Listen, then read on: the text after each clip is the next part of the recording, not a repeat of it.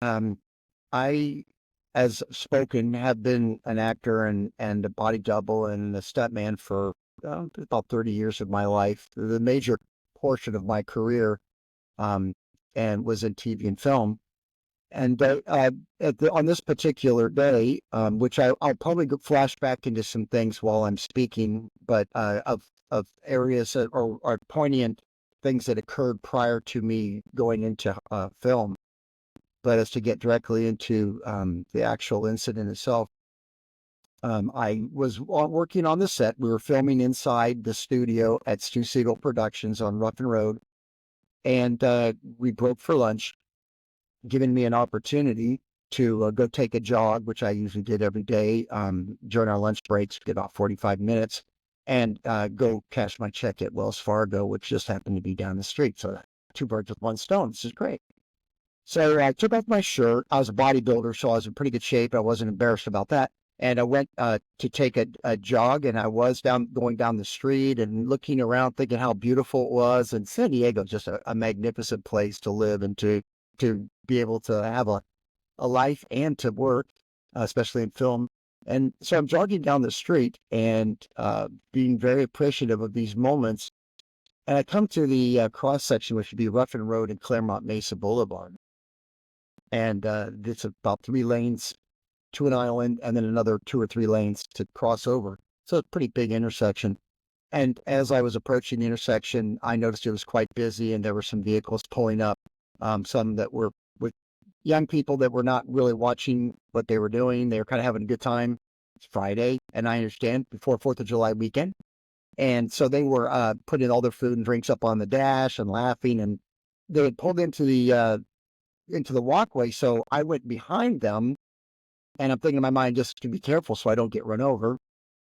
And I when I crossed the second lane, well, there was a somewhat of a vehicle that was blocking my view. When it came to the third lane to enter onto that crosswalk, the island area, I saw a flash out of the left side of my eye, and a white Ford pickup truck hit me, struck me dead on. I went over the hood into the windshield, and I my face and body parts went through the windshield.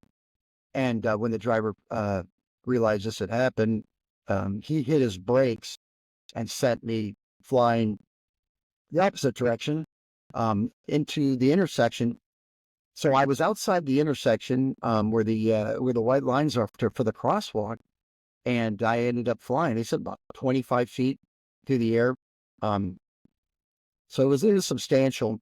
And being that my face and head went and parts of my body went through the windshield, I had a lot of lacerations and things.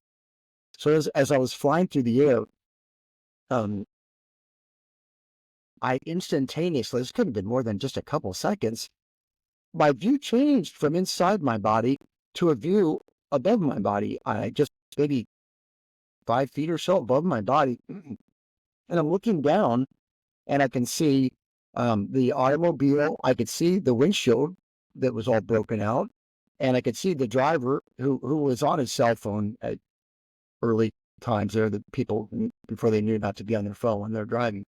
And I could see my body, and I could see the direction of my body, how my head was going, was pretty much the direction of my body's movement.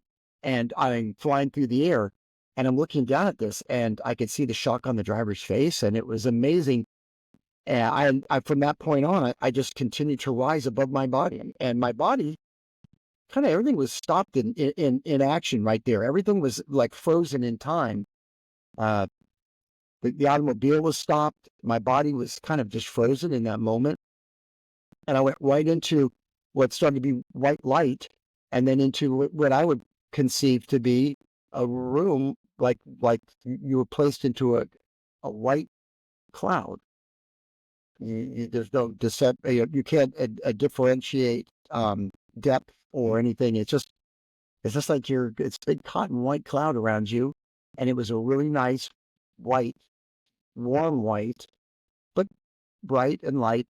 And I felt very comfortable there, like a hug or a lot of love. You're surrounded by a lot of love and support.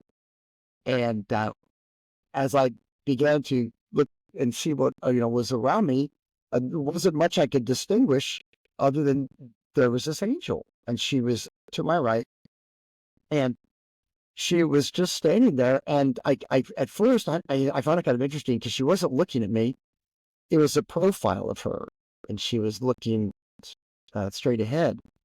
And I'm looking over and I'm thinking, oh my goodness, she's beautiful. I'm, and I'm thinking, can she hear me, or is she think? And we started having this conversation in our minds, telepathic conversation. And,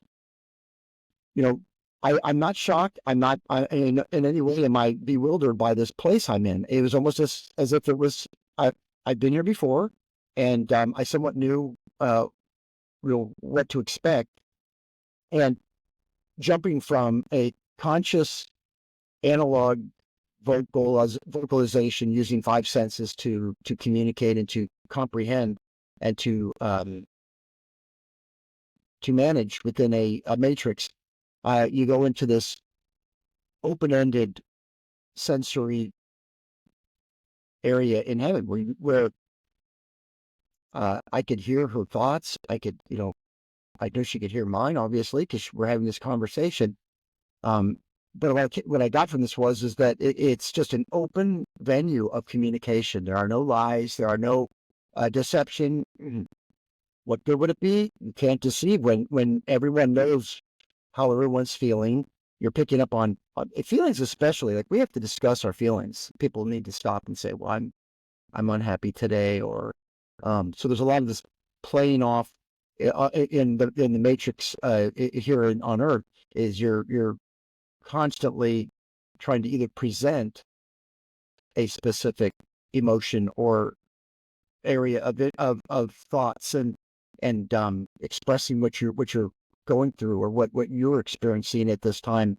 And in heaven, it's just spontaneous. There's no time required for that. People know right away. The angel knew right away how I was feeling. She knew that I was a little upset because what had just happened, because it was consciously in my mind, and she calmed me down immediately. And my attention went from what just occurred, which was somewhat traumatic, to just sharing this moment with this angel. And it wasn't even, I would say, overwhelming to converse with her. It just was natural. And there was so much that was conveyed that there was no misunderstanding, which could create a lot of frustration. I believe here on Earth, is that the frustration of conveying and attempting to convey thoughts and feelings and emotions, and yet you can't express exactly what you're feeling, and that could be frustrating. And in heaven, you can just take that right off your concern list, because that is all done spontaneously and without any requirements. Or you master it immediately. And so I was excited, because I'm thinking, wow, right away I've gotten past all this malarkey, I guess you could call it, this matrix barriers that we deal with here in the physical plane, and on the spiritual plane. We went right past that. Let's get down to business about life and love and light and growth and really, a lot of what I felt up in heaven was that she realized that we're all here to help each other, and in helping each other we help ourselves. So to go on and move forward with what I experienced there, she telepathically advised me to let's look at this. So I turned with her, and we both started to watch my life go by, from earliest memories. And in this case, the one that sticks most poignantly or vividly in my mind is Christmas, with my family and my brother and sister, my mom and dad, and we're opening gifts, and I could smell the tree. And it's amazing, because I think back to my mind, what I experienced, or how my memories are experienced here on Earth. You have to kind of run through this somewhat muddled field of information to piece the parts back together. But with her in heaven, it was as if I was completely reliving the moment as it actually happened with complete clarity, and there was nothing required to achieve this. It just happened naturally. And I sat there and you're feeling emotions, you're seeing, smelling, and you're a part of it because you are literally in this movie, video, three-dimensional matrix that you're experiencing. It's almost as if you're there, but you're seeing yourself there. And your perspective is from an outside perspective. And these movies continued from my right to left, and they would just blend. They would just blend into the next chapter of my life, and they were always something somewhat significant, like sharing time with friends, happy, really always, literally all of it was happy and good times. Even if it wasn't the best of time, it was a good time because it's an experience. It's a lesson. It's what we're here to do, is to take these experiences and then put them into something, a workable understanding of why we're here and what our purposes are and what our strengths are. And each of us have our own significant gifts that we can use and tap into. So I'm watching these go by, and I'm seeing time with friends and girlfriends and family, and all of it I like to see it was all happy times. There was nothing negative, so I felt good about that. Thinking, because it's not as if like you're in heaven and then everything that you know and remember and experience has been wiped from you. It's just another opening to another matrix or another area, and you everything is still living from your earthly place and your earthly life. So you're bringing all that forward. So there's no loss of memories, or your mind's wiped clean, and all of a sudden you're a whole new person. That did not happen to me, and since I didn't lose consciousness, that I never lost. I never went under, never passed out. I was completely conscious through this whole experience, that I can confidently say from the bottom of my heart that it is a true gift, and it is a true magnificent experience to move to this next level. We call it death. I don't see it that way. I see it as an important step in your soul's growth and your achievement to like a caterpillar turning into a monarch butterfly. You metamorphosize into a higher level of consciousness. And it felt like it had happened before, and I expect it to happen again. So as we're going through these videos, and I'm seeing, we come to my older years, and then we're going to say older years. I was only in my 30s, 40s when I got hit by this truck. That we came to the point where I was run over, and as I'm flying through the air, and I leave my body, and I'm thinking, oh well, this part of this chapter, or this communication with the angel, is complete. So I turned back to her, and she looked at me and she said, hold on, I have something else I need to show you. So I turned back, and then this beautiful green grassy knoll, it's like a hilltop, and I could see the pathway, a gravel road going around, and there's a big shade tree, and a little boy, a very cute little boy, couldn't be older than 4 years old, throwing a ball with baseball with a woman who, she had her back to me, but I could see she was very pretty, and I had a connection to her, and I had a connection to this boy, emotionally, and that I had not met him. I knew who he was.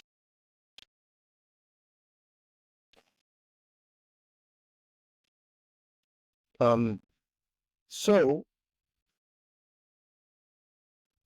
I realized that this was my future son and my future wife,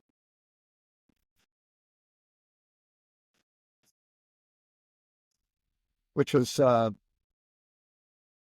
didn't understand because I'd never experienced that yet. And that that this moment was something extremely significant in my understanding of time, because on earth we perceive time as a linear pathway that we take, and that things happen to us and we peel and then it goes back and then becomes the past. But in heaven there is no time, and that it's all just happening, and that is the only way we can consciously comprehend time, is through the experience and being a part of that experience. We have to physically experience and mentally experience these moments, these lessons. And in heaven, it's already being, it is, and you are experiencing all of it. And so that I knew that that was my future, and that was my wife, though it hadn't happened yet, and that was my son, though he hadn't been born. Was quite remarkable, and quite a growing point in my life, and in my ability to comprehend why we're here. So when I realized that, and I knew, though I didn't ask her, she didn't tell me, I knew that was my future.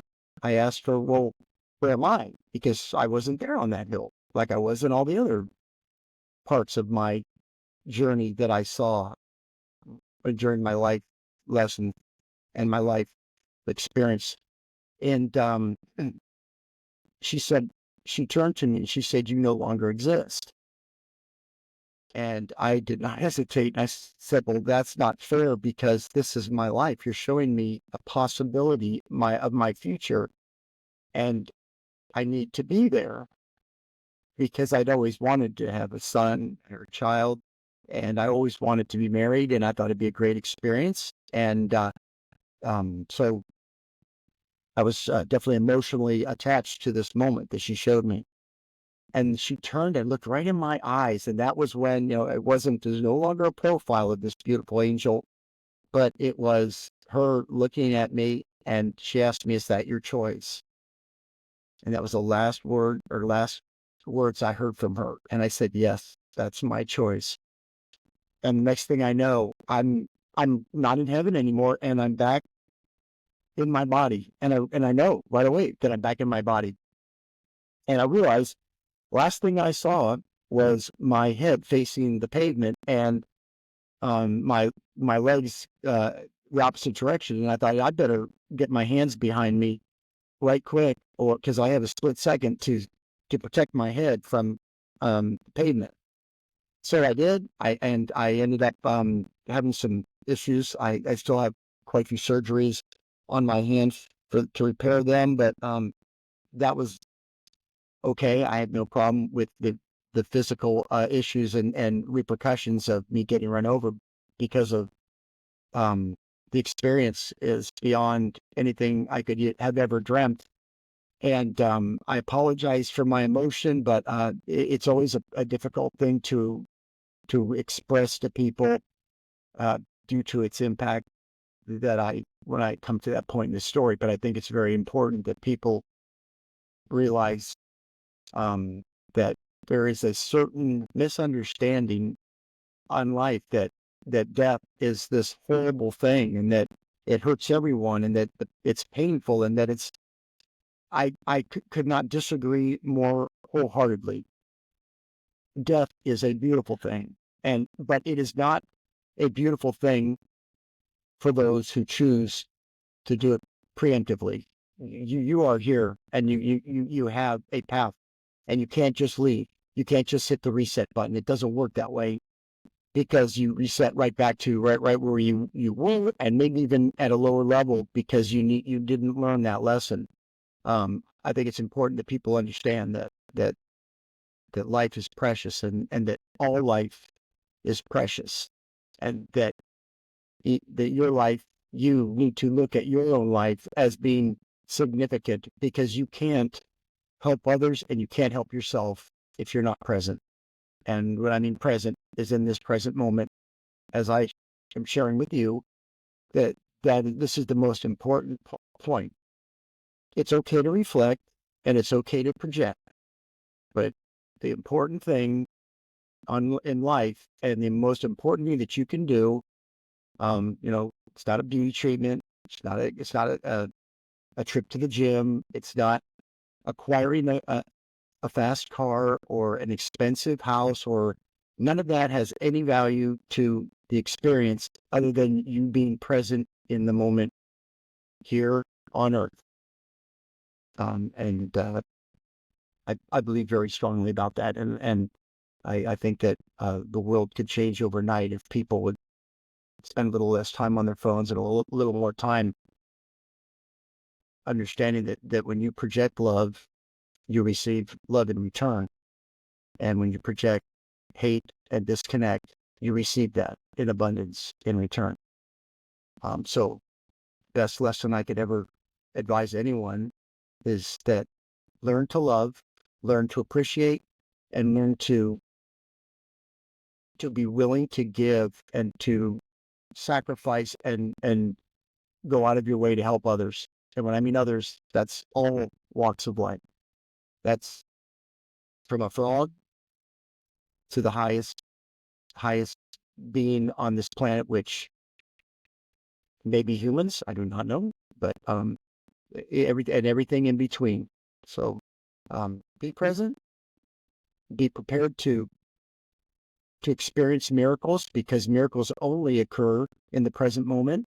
You have to be present, you have to be available, and you have to be alert, and then miracles will present themselves. And if you don't have miracles, it's because you're either focused on the past, which you have absolutely no control or ability to change, or you are focused on the unachieved future, which will be achieved and perfected if you're available and focusing on the present moment. So I kind of went off on a tangent, but that is how I feel about that. And I'm really trying to do my best to reassure people that death is not a negative thing. It is a part of life, and it is not at no point is anything, be it birth or the experience of life or death, a negative. It's all positive, and you make it as special and as incredible as it possibly can be when you are here in the present moment, sharing your gifts, your love, all these wonderful things that each human has provided, that you provide that to others, and then miracles happen. So I'm not sure what point in the story. I think I ended that I was back in my body, and I was going to impact the ground. And when I did impact the ground, I did have my hands to block the pavement, and I fractured both my wrists. But there was this wave of elation that came over me to be back on Earth.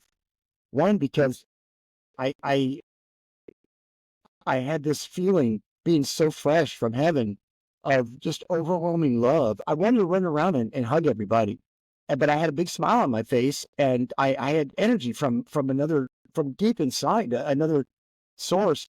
And I jumped right up, and I walked over to that pickup truck, and since the front windshield was knocked out, I leaned in through the side window, and I asked the driver if he was okay. And he was crying, and he said, "Please, you need to go sit down." And so I walked over to the island. So I did make it to the island, I guess. That's kind of nice. I just thought about that. And I thought I never made it, but I did get to make it there after the incident. And I'm sitting on the island, and then I could hear like all this stuff. I could hear all the sound came back in real time, and of course the five senses, the matrix, the physical world that we live in. And people came around and started asking me and handing me their phones if I wanted to make a phone call. And then when they saw my hands, they made the calls for me. And I said, please call the studio, Stu Siegel Productions, and let them know that I will not be coming back today after lunch. And so they did. This woman did very kindly. And then when I looked up to my left, that gentleman had gotten out of his truck, a young man, and he was standing to my left. And I reached out and I held his hand as he was crying, and I was smiling, and I said, "It's okay. I'm going to be fine. It's okay." Um, and I just had to have that moment with him and let him know and reassure him. Um, wasn't his fault, wasn't my fault. It was just a moment in time that we shared, and that I was truly, truly blessed to be back. I could then hear sirens behind me, and I knew that those were for me. My my team was coming to take me to the hospital, and these two gentlemen, two medics, got out of the ambulance and put me on a board and strapped me down because they're concerned about neck and spinal injuries, which I had. I fractured my spine, and I ripped open an artery on my right leg, and my face was messed up pretty good, and my hands are what they are, and I lost a chunk of my back on his truck. They couldn't find that, but they sewed that up, and I'm okay with that. So they took me to the doctor, took me to the hospital, and they sewed me up, and I was told that they couldn't keep me because I'd never lost consciousness. But they wanted me to call and have somebody come pick me up. So I called my girlfriend at the time. Her name is Gina, and she came and picked me up and brought me back to my apartment. And our relationship obviously grew at that point. That was the woman that I ended up marrying. Though I need to say that through this experience, when you go to heaven and you come back, that I left my body, and everything that was in the physical world was the same. And when I re-entered my body, which was in the exact same place in midair where I left, you are changed, though it takes a while. It's like an unraveling of this unbelievably huge onion, and you just keep peeling off layers. And at first, I really was embarrassed, and I was very being a stuntman and everything, body double, that being my job, that I thought, like, gosh, I really blew it. This is not what I'm here to do. But in the long run, I realized that it was my gift, and it was the part of my experience that for me to see both worlds and to bring a piece of that world, a piece of heaven back with me that I can now express to others through clear mind and clear thoughts of the importance of being here and being present and being when you're with people and they know and they see that you're with them, it is a transference of energy beyond what you could ever do with an electronic device. And it's important that we know that, and to touch somebody, to hold someone's hand, to transfer that energy is extremely important. And there's so much that is said through touch. It's the closest thing you'll get to heaven. And being in the present moment is the closest thing you will get to heaven other than being there. And it's through eye contact and looking into someone's eyes and expressing yourself wholeheartedly, and not to be afraid to completely be a part of a moment shared with others and with nature and with the world. So I ended up, we did not stay married due to the fact that I had this experience, and that I'm still trying to comprehend what exactly, my purpose is.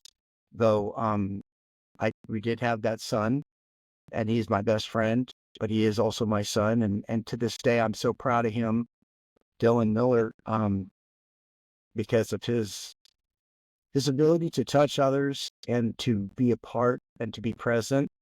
I think that's one thing that I was able to pass to him, as well as Gina.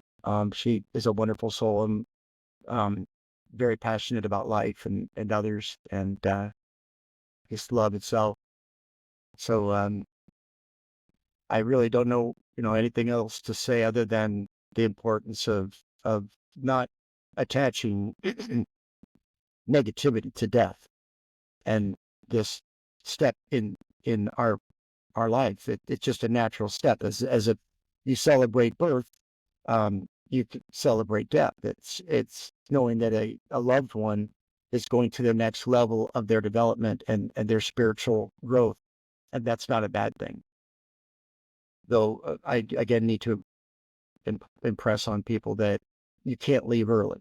This game needs to be played out, and so anyone who thinks that suicide or something like that is the answer is not. It is not. Look elsewhere. Look to love. Look to a moment shared with life, with love, and share that energy. And the first thing you'll do is forget about that thought, and you'll move on to what we're here to do, which is just to love each other. So I healed, and I'm still learning about my path. And every day, I wake up early in the morning before daylight, and I talk with the angel and the higher power, and I'm very thankful for being back. A lot of people don't speak highly of Earth, and that they think that heaven is a unique place and a loving place, and almost like the cocoon of your next steps of your spiritual growth. But by golly, heaven, it's just as special. Earth is just as special as heaven. And to be here and to be allowed the opportunity to be amongst other souls that are also learning and growing is wonderful. And once you realize that, you wake up early and you realize that every day is so significant, and every day holds miracles and holds the gift of life and the gift of love. You just need to participate. Set down the battery operated devices and participate in this wonderful gift. Everything else is just a fake matrix, false reality. That is what I learned. I was egotistical. I been in the film industry. I was all about my body and all about being a bodybuilder, and I did do spiritual development in regards to reading all the books I could find on theology and philosophy, psychology. I was lost in the physical aspects and the presentation of that than the actual important items that I learned once I came back from heaven, which is at some place in some point in life, you will be young, you will be old, you'll be rich, you'll be poor, you'll be healthy, you'll be unhealthy. And just like up doesn't exist without down, and in without out, or it's all a dichotomy of energies, and that coming back here, that you will not always be in the top shape. You'll not always be well-to-do. It's an experience of all these things, and none is right, none is wrong. But you need to be able to accept all of these things and not focus on the physical or the material world, the expense, owning something. Ownership of anything is a false reality, because you own nothing. All you own is your reality, your spirit, your soul. And the moment you can share with another soul and a spirit, everything else is a fake matrix. All the physical world, ownership of anything it is meaningless. You only own the moment. right now, the present moment, right here. That's all you have. And that I'm sharing this with you, Sabrina. I hope, I'm conveying the things that I believe are what, I learned from going to heaven, is that all the pursuits that I had in the film industry were a waste. It was a waste of my time, and I could have spent more time growing and being more a part of people's lives by being present in the moment with them. And I learned that from heaven, is that don't waste your time on things you have no control over. Yeah, that was being fresh from heaven. That was the first lesson, and the most important lesson is that it's not about you. You are the receiver, and you are the you are it, to yourself. You are the experiencer of this experience, this matrix that we're living on Earth. But once you go to heaven, you realize that we are all one, and we are all the experiencer. So to be cognizant of the way you interact with others is more important than your perception of your experience. Though that is the way you learn, that it is more important that the free way of communication is your being aware of others and being able to walk in someone else's shoes and understand the suffering and the difficulties and the celebrations and their viewpoint. And when you can combine yours and theirs, then you can come to a understanding or a point of balance where this energy flows endlessly, seamlessly. And when you're not aware and you are only concerned of your benefit in this relationship, then you've missed out because you cut off that flow of energy.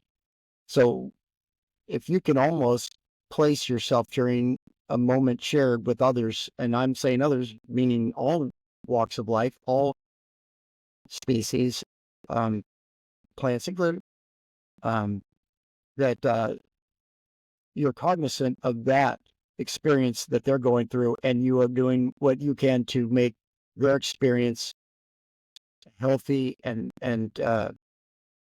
positive experience, then this energy flows much quicker and seamlessly without misconception or misunderstanding. The relationship I had with my body was superficial, as it's just it is just a physical tool to do what was really important, which is the connecting point. It's nothing but a vessel, a tool to encase my spiritual body and my soul, and that time would have been better spent, though being in you need to take care of your physical body. It is being the vessel, the capsule of your soul. You need to, within a level of certain health. But there are so many other areas of consciousness, of being able to be aware of more outside of yourself, to be cognizant of others, and that is an area now where we're giving up my physical body for the experience is okay, and I'm completely happy with that, because my physical body again will be at some point no longer necessary, and so I don't want to say that the exercise that I did was bad, because it probably strengthened my mental as well as my physical body, clearly.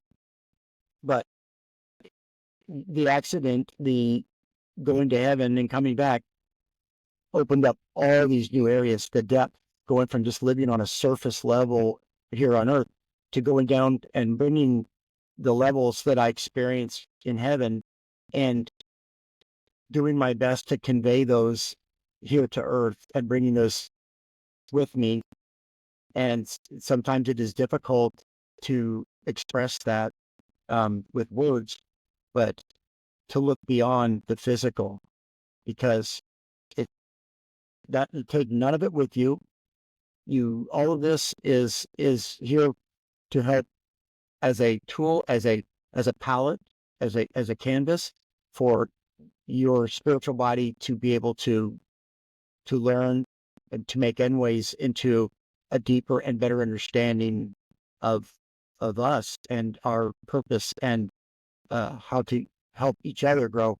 If you take yourself and all you focus on is your spiritual growth, my well-being, my ability, my capabilities, and you don't give or provide support or energy to others, then you're doing a dishonesty and disrespect to all the other souls and everyone else that's here. Everyone is here to learn. And when you get to heaven, you realize that is that we are all one, and that if I disrespect and dishonor others, I'm disrespecting, dishonoring myself. If you do something disrespectful to another human, you're disrespecting yourself. So when you give love and you are cognizant and aware of others, then you are cognizant and aware of yourself, and you are giving yourself love. But it is done through that, through the matrix of giving to others. There's an interesting perspective in Hollywood, and it only takes one step, and that's to be on a movie set, surrounded by cameras and sound equipment and the grips and lighting department, electricians, and script, actors, all that, and the energy and the lights and the bright lights and the glorious sets, and to take one step behind the set and to see what a fake and what a facade the whole thing is, to look at the backside and how empty and weak and meaningless, once you walk and you take a step beyond the falseness of Hollywood, the falseness of the fake pedestal that everyone's placed upon through this media, the medium of film, which is now digital, and now Hollywood's pretty much becoming meaningless because of the AI and the ability to create a human, an image, a figure, without having an actual human, yet visually, to perfect whatever it may be that they're looking to achieve. Hollywood has almost become no longer viable, and the people that they put up on these pedestals are people. And once when you're around them and you realize that they get runny noses and they have emotions and they get pimples and they all the things that are hidden under makeup and hidden under good scripts, good writers, all that, they're just people, and they hurt too, and a lot of them hide their hurt. I worked with a lot of people, and most of them were very fragile and very sensitive, very concerned about how they were perceived. Makeup, just their wardrobe, just everything it's a prop. It's a soapbox. And so you can prop people up on these, but when it comes down to it, is that everything that's presented through the film media industrial complex is a facade, and is only held up by the mentality that they have created, that society buys into, other than a real hero, a young child going through chemotherapy, with boldness and with dignity, and grandma, grandpa that have a hard time walking, but by golly, they're going to get up and they're going to be present for dinner, and things that are true heroes, the military, the people who go out and are willing to give everything for us, for safety, for protecting. These people are the real heroes, and that they're the people that are propped up by this superficial industry, though they have good intentions, most of them are misspent and caught up in things that are not healthy. I learned that my pursuits ended quite quickly afterwards, because I realized that I'd been going the wrong direction, and that I'd been putting too much energy into something which made me a good living, and provided me with all these wonderful egotistical platforms to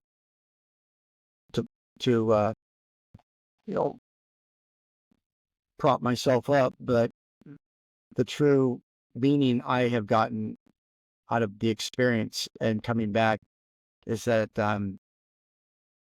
I can turn all this around, and I've been given the opportunity to express and to provide a clearer path for my health and for people around me that are willing to share that love.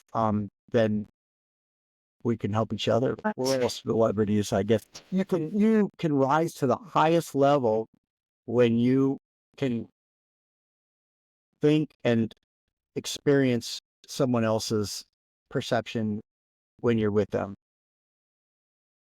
There's no higher level compliment than to look into someone's eyes and to honestly be present and understand how they are experiencing life through their eyes and through their physical body. And then you both frequencies are, your frequencies become one. You harmonically can come together, and the world changes in that moment. And I express that I think that the whole world can change overnight if we wake up with love in our hearts, and not competition and the desire to beat someone out or to win something.